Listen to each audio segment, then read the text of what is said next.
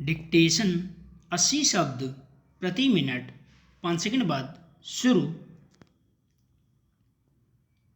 शुरू। अध्यक्ष महोदय, मैं आपको एक और बात बतलाना चाहती हूँ और वह यह है कि कृषि विभाग को योजना आयोग ने बहुत गलत रास्ते में बिठा दिया है।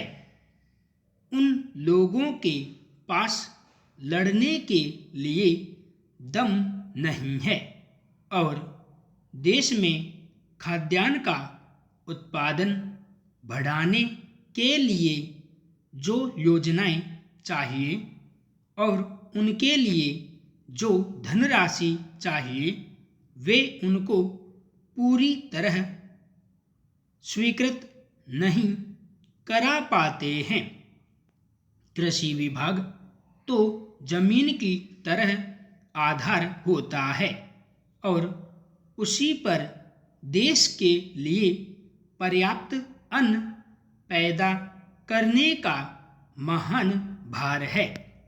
इसलिए यह बहुत आवश्यक है कि अधिक अन्न उपजाने के मार्ग में जो भी आवश्यक कदम यह विभाग उठाना चाहे उसमें किसी तरह की रुकावट न हो। बहुत सी हड़तालें हो सकती हैं, मजदूर काम से बरी हो सकते हैं, लेकिन किसी भी हालत में वे खाने से बरी नहीं हो सकते। अब हम देखते हैं कि मिलों और कारखानों में हड़तालें हो जाती हैं, छुट्टी हो जाती है तो आम काम के दिनों की अपेक्षा लोग उन दिनों में ज़्यादा खाना खाते हैं, ज़्यादा दावतें करते हैं। आज यह हमारे लिए यह सर्वाधिक महत्व का विषय है कि हमारा अन्न का उत्पादन उस गति से बढ़े ताकि हम अपनी खपत से अधिक उत्पादन कर उसका निर्यात कर सकें। सरकार तथा इस मंत्रालय के लिए यह समस्या एक बड़ा सिरदर्द पैदा कर रही है।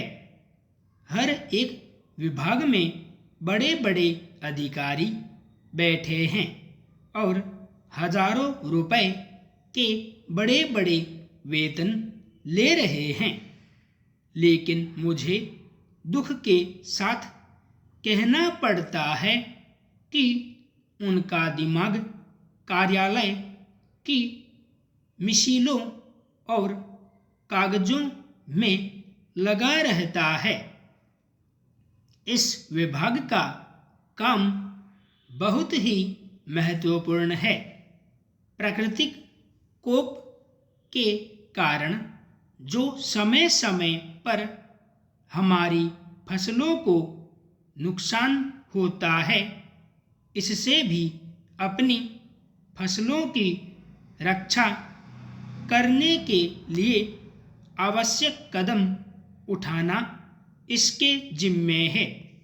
आज मेरे पास लखनऊ से कुछ लोग आए थे और वे लोग बोल रहे थे कि यहाँ दिल्ली में इस अवसर पर ठंडी हवा चल रही है और आप यहाँ दरवाजे बंद करके बैठे हैं या आराम से लेटे हैं, लेकिन हमारी जो जान खतरे में है, वहाँ ओले गिर रहे हैं और हमारी गेहूं की फसल खतरे में है। अब यह इस विभाग का काम है कि चूंकि हवा में पानी ज़्यादा होता है, इसलिए फसल के बचाव के लिए उस पर नियंत्रण किया जाए जिससे फसल की हानि न हो। अध्यक्ष महोदय, जिस भावना से मैंने यह बिल पेश किया है उसको विरोधी पक्ष के लगभग सभी सदस्यों ने एक मत से महसूस किया है कि देश में बेकारी की जो समस्या है वह एक भयंकर समस्या है और उसके कारण हमारे देश का विकास, चाहे वह सामाजिक हो, आर्थिक हो या सांस्कृतिक, रुका हुआ है और ऐसी स्थिति में हम आगे बढ़ नहीं सकते हैं।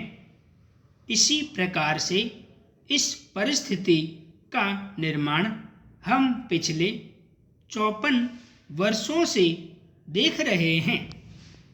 मंत्री महोदय ने यहाँ पर अभी कहा कि राष्ट्रपति इस काम को नहीं कर सकते हैं क्योंकि वह उनके अधिकार के बाहर है।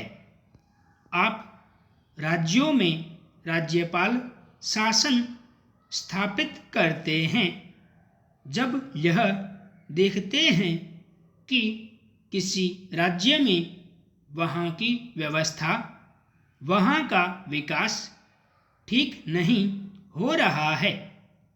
जब किसी राज्य में गड़बड़ी फैल रही हो, विकास का काम समाप्त हो गया हो और जिम्मेदारी से लोग काम न करते हों तो वहाँ पर राज्यपाल शासन स्थापित किया जाता है। ऐसे बहुत से उदाहरण हमारे देश में मौजूद हैं।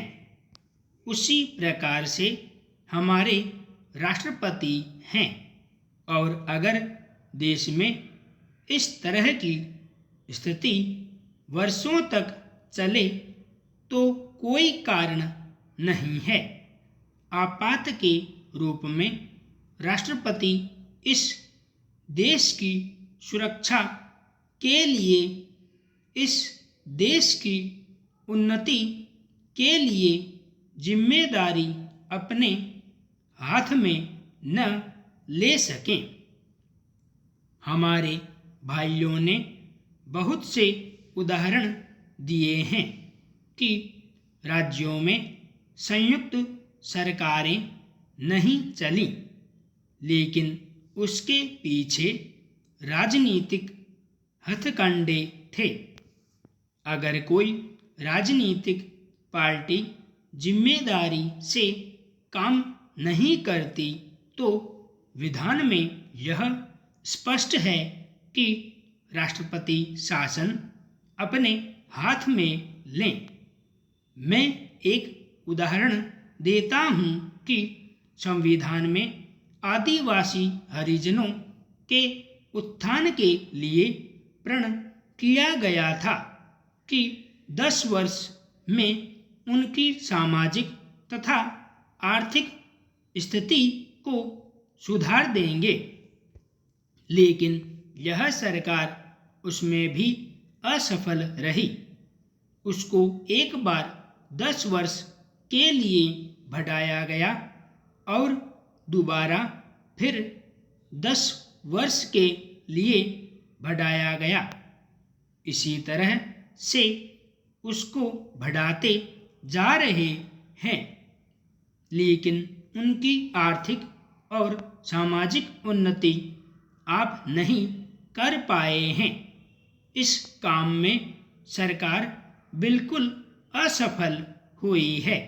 पिछली बार सरकार पर अविश्वास का प्रस्ताव भी आया था और वह पास होने वाला था। इसलिए मेरा कहना है कि हमारे देश में यह जो बेकारी की समस्या है, वह एक बहुत ही भयंकर समस्या है। संपूर्ण विराम।